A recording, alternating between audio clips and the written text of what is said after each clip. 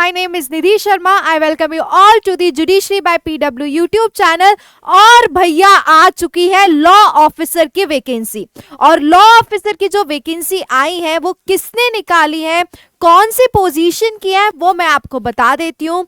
So basically ये जो law officer की वैकेंसी आई है, जो कि है टोटल नंबर ऑफ कितनी वैकेंसी आई है, 17 वैकेंसी आई है। ठीक है, अब मैं आपको इस सेशन में यही बताऊंगी कि ये वैकेंसी किसने निकाली है, किसकी वैकेंसी आई है, क्या क्या इसमें आपकी एलिजिबिलिटी होना चाहिए, चाहे वो एज क्राइटेरिया हो, चाहे वो आपका क्वालिफिकेशन हो, चाहे आपको किस तरीके से फॉर्म भरना है, ये सारी चीजें मैं सब बताऊंगी। और किस तरीके से आपका एग्जामिनेशन होता है, मतलब प्रीलिम्स होता है या मेंस होता है या इंटरव्यू, किस तरीके से वो लेवल्स होती है, वो भी हम डिस्कस करेंगे इस सेशन में। सो बिना किसी देरी के जल्दी से क्या करते हैं, शुरू करते हैं। चलो, तो सबसे पहले हम देखेंगे कि भैया किसने निकाली है ये वैकेंसी।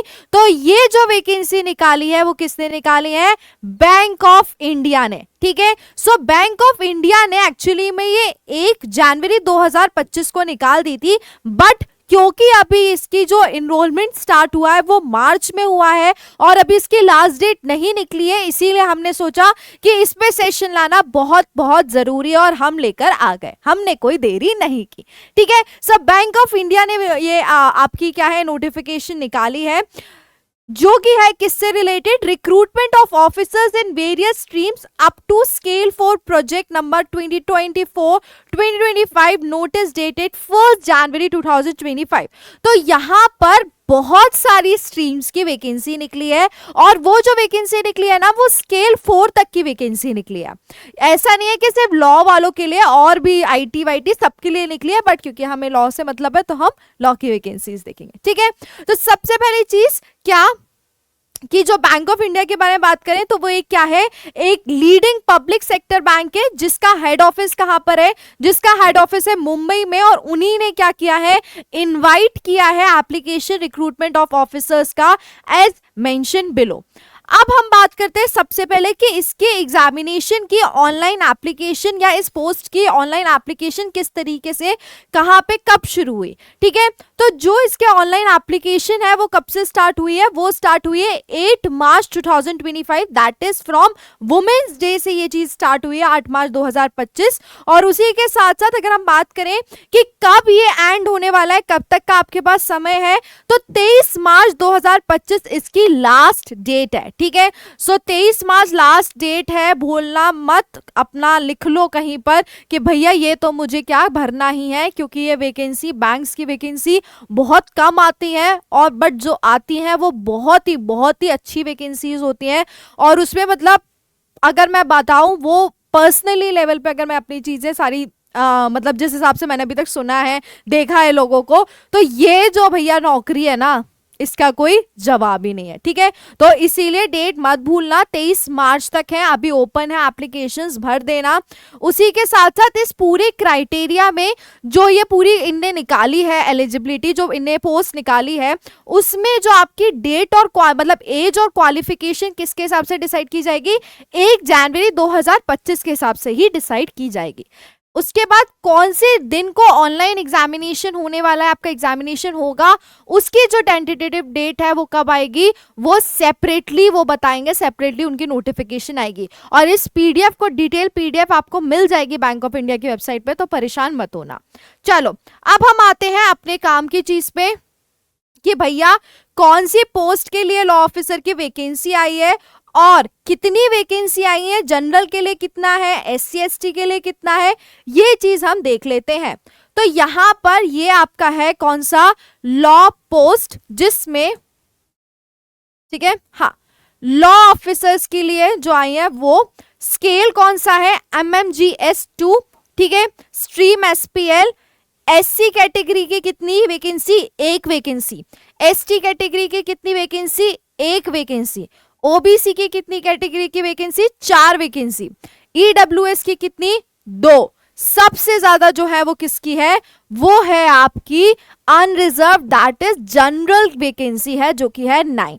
ठीक है, सो 9 वैकेंसी आई है जनरल कैटेगरी में, एससी एसटी में 1 कैटेगरी, ओबीसी में 4 एंड ईडब्ल्यूएस में कितनी, 2। टोटल नंबर ऑफ वैकेंसीज जो आई है बेटा वो कितनी आई है, 17 आई है। ठीक है, अब मैं बताऊं कि इसकी एज क्वालिफिकेशन क्या है, एज किसका कितनी होनी चाहिए और मिनिमम क्या है। सो अगर हम एज की बात करें तो 1 जनवरी 2025 के हिसाब से 1 जनवरी 2025 को मिनिमम जो इंसान 25 साल का होगा वो इस पोस्ट के लिए पूरी तरीके से एलिजिबल है एज पर दी एज क्राइटेरिया। और उसी के साथ साथ जो मैक्सिमम एज दी है वो 32 साल दी है, 32, मतलब 32 साल तक के ही लोग इसको क्या दे सकते हैं, एग्जामिनेशन या जो इंटरव्यू की बात कर रहे हैं वो क्या दे सकते हैं। ओके, 17 वैकेंसी, मिनिमम एज कितनी है हमारी 25, मैक्सिमम कितनी एज आपकी है, मैक्सिमम है आपकी 32।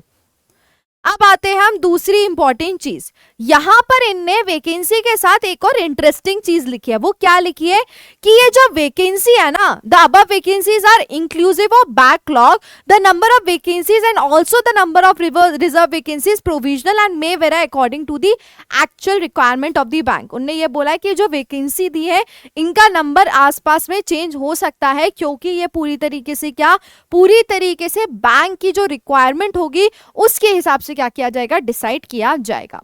ओके, फिर हमारे जो काम की चीज है इस पीडीएफ में वो क्या है कि क्या कौन सी पोस्ट में, मतलब हमें, क्योंकि हम ऑब्वियस सी बात है जो वैकेंसी आई है वो किसकी आई है, लॉ ऑफिसर्स की, वो आई है MMGS 2 में, जिसको हम बोलते हैं मिडिल मैनेजमेंट ग्रेड स्केल 2 की वैकेंसी आई है लॉ ऑफिसर्स के लिए।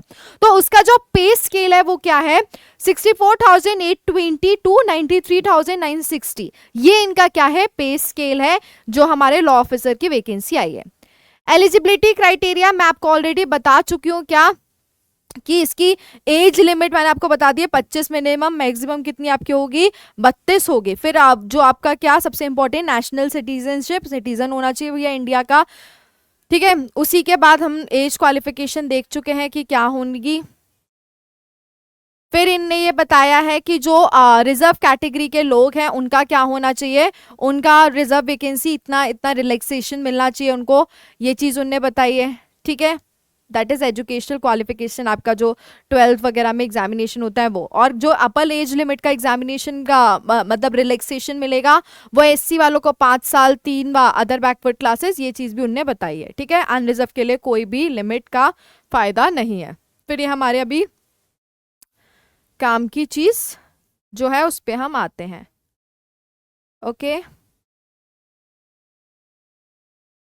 जस्ट अ सेकेंड, काफी डिटेल्ड पीडीएफ दी है उन्होंने और काफी बड़ी पीडीएफ है, तो इसीलिए मैं आपके काम की चीज पे आ रहे हैं अपन, बिना आपका टाइम वेस्ट किए।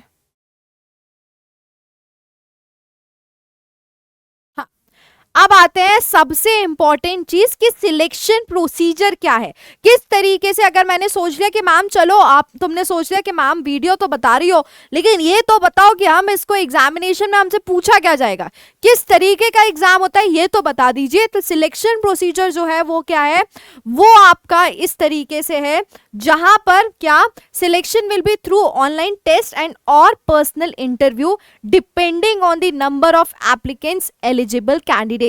यहां पर उनने क्लियरली बोला है कि जो सिलेक्शन प्रोसेस है वो या तो प्रिलिमिनरी प्रीलिम्स आपका और इंटरव्यू दोनों होंगे, या तो सिर्फ प्रीलिम्स होगा इंटरव्यू नहीं होगा, या तो सिर्फ इंटरव्यू होगा प्रीलिम्स नहीं होगा। ये चीज पूरी तरीके से कितने एप्लीकेंट एग्जाम में अपेयर हो रहे हैं, एप्लीकेंट अपेयर हो रहे हैं इस पोस्ट के लिए वो, और क्या इस पोस्ट की नेचर है, मतलब किस तरीके से कैंडिडेट्स की एलिजिबिलिटी है उस पे डिसाइड होगा। ऐसा हो सकता है एक कैंडिडेट को दोनों देना पड़े, एक कैंडिडेट को नहीं देना पड़े, एक को एक ही देना पड़े। तो ये सब जब वैकेंसी मतलब जिस हिसाब से लोग बाग अप्लाई करेंगे उस हिसाब से डिसाइड होगा। अगर हम बात करें ऑनलाइन एग्जामिनेशन में आपसे क्या पूछा जाता है, तो उसमें आपसे 3 चीजें पूछी जाती है। ठीक है, सबसे पहला इंग्लिश लैंग्वेज का टेस्ट होता है जो कि आपका होता है मैक्सिमम मार्क्स 25 और उसमें ड्यूरेशन कितना होता है 30 मिनट का। अगर हम बात करें professional knowledge relevant to the post, मतलब फॉर एग्जांपल हम लॉ की बात कर रहे हैं कि लॉ ऑफिसर की बात कर रहे हैं, तो लॉ के जो आपके सब्जेक्ट्स हैं उसी से रिलेटेड आपसे पूछा जाएगा, जो कि कितना होगा 100 मार्क्स का होगा, उसका ड्यूरेशन कितना होगा 60 मिनट।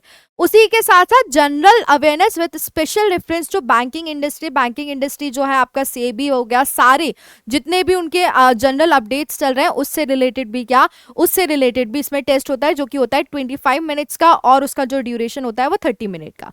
और उसी के साथ साथ यहाँ पर उन्होंने क्लियरली लिखा है कि बैंक के पास राइट है कि वो मॉडिफाई कर सकते हैं स्ट्रक्चर एग्जामिनेशन का। फिर आप उसमें ये नहीं बोल सकते हो कि भैया यार ये तो इनने चेंज कर दिया। और उसमें क्लियरली उन्होंने ये भी बोला है कि जो डिटेल्ड है, मतलब for example if I am talking about law, तो लॉ में क्या क्या आपसे पूछेंगे। अगर मैंने यहाँ पे बताया है कि आपके 3 टेस्ट होने वाले हैं जिसमें से आपका प्रोफेशनल नॉलेज वाली चीज होगी, तो उसमें आपसे कौन से सब्जेक्ट्स पूछेंगे, क्या क्या पार्ट कवर किया जाएगा, वो आपको अलग से सिर्फ और सिर्फ बैंक ऑफ इंडिया की वेबसाइट पे ही बताया जाएगा, और कहीं नहीं मिलेगा। वो चीज वो लोग खुद ही क्या करेंगे, उस चीज को नोटिफाई करेंगे। ठीक है, फिर आते हैं कि भैया यहाँ पर अगर इंसान ने गलत जवाब लगा दिया एग्जामिनेशन में, ऑनलाइन एग्जामिनेशन में, तो उसकी पेनल्टी भी है यहाँ पर, ये समझ लो।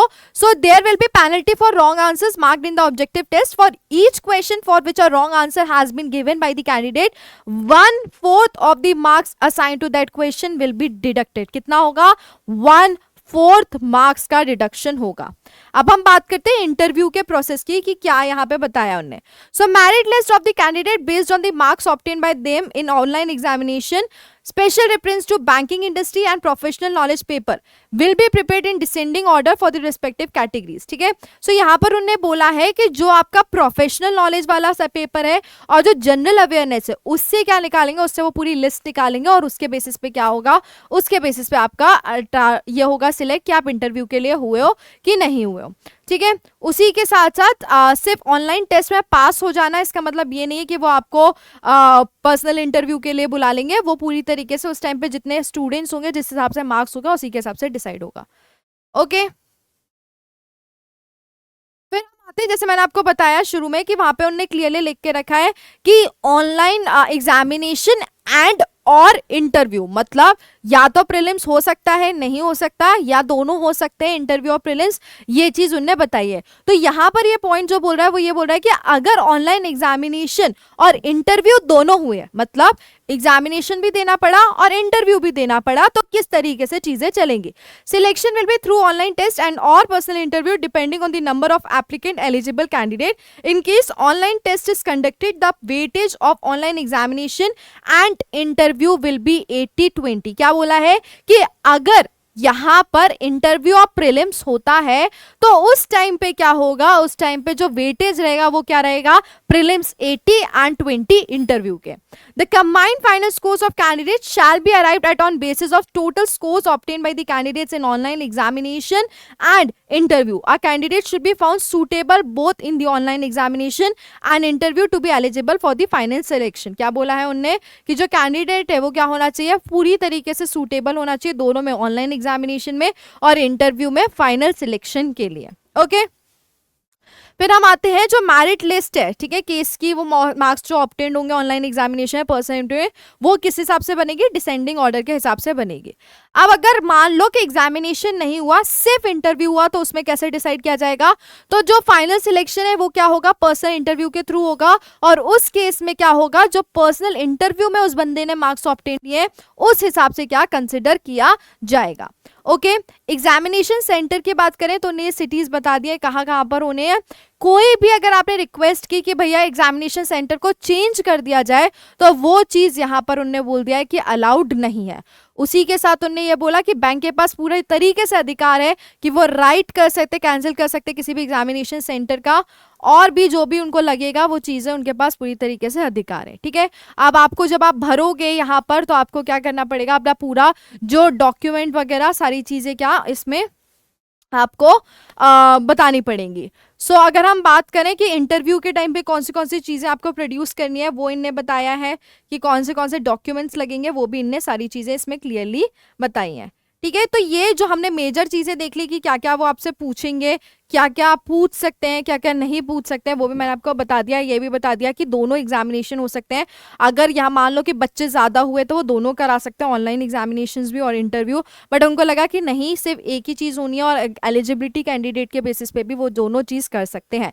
For example, if there is a person A और बी, उनको लगा कि ए को सिर्फ क्या देना चाहिए, इंटरव्यू देना चाहिए, पर्सनल प्रोफेशनल नॉलेज नहीं देना चाहिए, तो फिर वो क्या, वो मना कर देंगे। ठीक है, अगर, और ये सब चीज़ें ऐसे ही नहीं पता चलेंगी, ये सब चीज़ें किससे पता चलेंगी, तुम जब ऑनलाइन फॉर्म भरोगे ना अपना, तो उसमें तुम अपने डॉक्यूमेंट्स, अपने एक्सपीरियंस, सारी चीज़ें क्या करोगे, सारी चीज़ें भरोगे।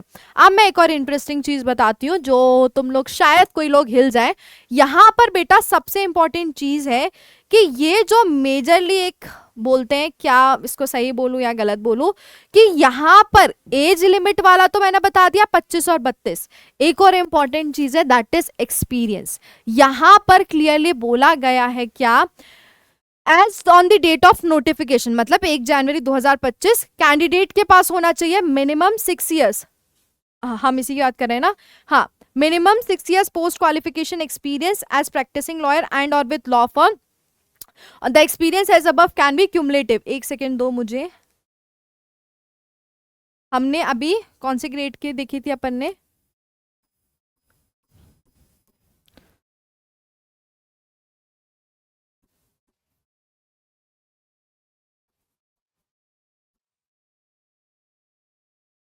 हाँ, हमने जो देखी थी वो किसकी देखी थी, वो अपन ने देखी थी, मैं आप लोग को दिखा देती हूँ वरना आप लोग बोलोगे मैम आपने तो बोला था। हाँ, हमने देखी थी MMGS 2 की। ठीक है, हमने MMGS 3 की नहीं देखी थी, हमने MMGS 2 की। 6 साल का नहीं चाहिए तुम्हें, चाहिए बस कितने साल का एक्सपीरियंस, तुम्हारे पास होना चाहिए minimum 4 years of experience. Experience जरूरी है क्योंकि यहाँ पे बोला है possess professional experience, post qualification experience as a practicing lawyer and or with law firm and or as law officer in any bank, financial institution and or as judicial officer. The experience as above can be cumulative.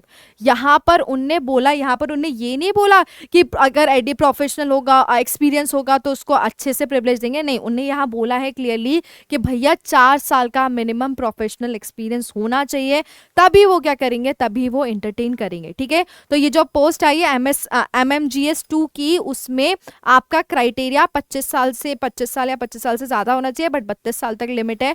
उसी के साथ साथ 4 साल का minimum experience होना जरूरी है, तभी आप इस पोस्ट के लिए क्या होगे, एलिजिबल होगे। ठीक है, तो अगर आप एलिजिबल हैं, आपके पास एक्सपीरियंस है, आप लिमिट में आ रहे हैं, तो बिल्कुल देर ना करें। 23 मार्च इसकी लास्ट डेट है, प्लीज भर दो। और उसी के साथ मैं इसलिए बोल रही हूँ क्योंकि यार ये जॉब बस मक्खन है, मतलब बहुत ही प्यारी जॉब है, तो ये छोड़ो मत मौका, इसको जल्दी से झपटो और अपने आप को इस वैकेंसी के लिए अप्लाई करो। ठीक है, उसी के साथ साथ मिलते हैं नेक्स्ट सेशन में। कोई भी डाउट हो बता देना कमेंट सेक्शन में, और इसकी जो डिटेल PDF है वो आपको बैंक ऑफ इंडिया की वेबसाइट पे मिल जाएगी। ओके, मिलते हैं नेक्स्ट सेशन में, जब तक के लिए अपना ध्यान रखो, bye bye, take care and please pookies अगर तुम लोग इसमें एलिजिबल हो तो भर दो। ठीक है, चलो bye bye, take care, thank you.